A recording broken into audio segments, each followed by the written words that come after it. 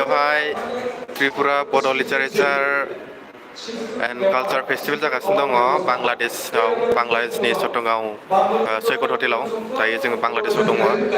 सोरबा सोरबा मिथिदों जानांगौ, जाय आंनि स्टेटासफोर नायदों, फेसबुक नायदों, बिथांमोना मिथिदों जोङो बांलादेशआव फैनानै दङ। ओमफ्राय मैयानिफ्राय बेवहाय बड' राइटार्स एकाडेमिनि प्रग्राम जागासिनो दंमोन। बड' राइटार्स एकाडेमि आरो नोंथांमोननो एसे दिन्थिनो नाजानोसै। ब्लग बानायदों आङो बानायनायाथ'। उनाव मोजांनो दायो नोंथांमोन लाइभनि जोहै एसे दिन्थिग्रोनो नाजाबाय आरो नायना लादो।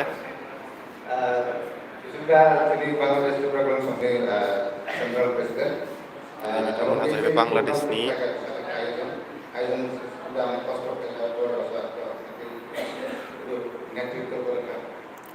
लाइभ होबाय थागोन सानदोंमोन, नाथाय माने लाइभ होनो थाखाय बिराद प्रब्लेम। बेवहाय जिहेतु इण्डियान सिमा सोलिया, ओमफ्राय नैबे हटेलनि वाइफाइजोंनो होनो नांगासिनो दं आरो। बेनो जाहैबाय हटेल सैकतनि कनफारेन्स रुम आरो बेयो। प्रग्रामा सोलिगासिनो दङ। दा दसे उनाव माने कालचार प्रग्राम जासिगोन आरो। आङो ब्लगखौ मोजाङै दिन्थिगोन। बे जाहैबाय कनफारेन्स रुम, ओमफ्राय नै बिथिं जाहैबाय आउटसाइड हटेलनि। बे जाहैबाय दायो बेवहाय गोबां आर्टिस्टफोर दंफैयो। जोंनि बांलादेशनिफ्रायबो दङ, त्रिपुरानि मेथाइ रोजाबगिरिफोर, त्रिपुरा ट्राइबनि। लोगोसे जोंनि बर'नि लेजेन्डारि सिंगार सुलेखा बसुमतारी मेम दंफैयो। लोगोसे बर' फिल्म इन्डास्ट्रिनि एक्टर एक्ट्रिस अम प्रकाश आरो अम प्रकाशनि बिसि सासे दंफैयो। आरो नै जोंना इउटुबार एबेन बसुमतारी बिथाङाबो दंफैयो। लाइभ होनो नागिरगासिनो दं, नै ओरैबायदि प्रब्लेम जायो बेवहाय। लाइभआनो जाया। नैबे बिनि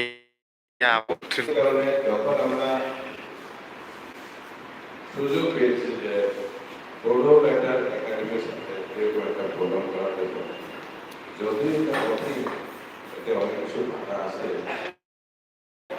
তবু আমরা এরকম সুযোগটা এই কারণে আমরা আজকে এই প্রোগ্রামটা করতে পেরেছি।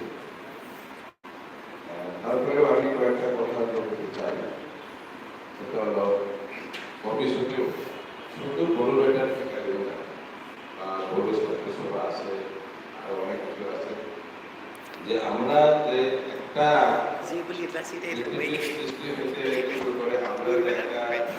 জাতি হিসাবে ছিলাম, সেটা এক সময় আমরা ছিলাম অনেক বছর আগে, হারিয়ে গেছি।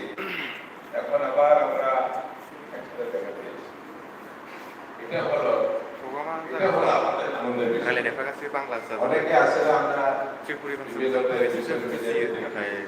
बारा हमजोबनो हाया आरो हारिয়ে गেছে।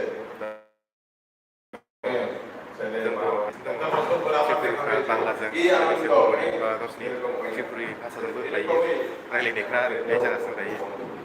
আমরা অনেক বছর হারিয়ে গেলাম। আমাদের রাইটার থেকে নির্বাচকে বলেন, বারবার বিবাহ বন্ধনের কথা বলে, বিভিন্ন রকম কথা বলে। আমরা যখন দূর থেকে টেলিফোনে কথা বলা অনুভূতি এক জিনিস, আপনি কাছে গিয়ে বসে কথা বলা আরেক জিনিস। আমরা সবাই একসাথে বসে আমরা বুঝতে পেরেছি আগে আপনি আমাদের পাশে ত্রিপুরা স্টেটের অনেক ত্রিপুরারা যারা ডেভেলপমেন্ট হয়, তারা প্রায় 80% লোক জানেন আমাদের ত্রিপুরা, কিন্তু এরপরে এর আগে পুরো বলতে আমরা কোনো নাম শুনি, কিন্তু এখন সব আমরা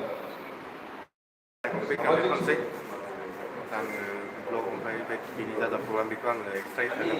दा बेयावहाय मोजां नङा, फोजोबथ'नोसै। नेथ'बाय थादो, बांलादेशनिफ्राय भिडिअ फैगासिनो दङ। এতে আমাদের সমাজে যারা পলিটিক্সিয়ান আছে,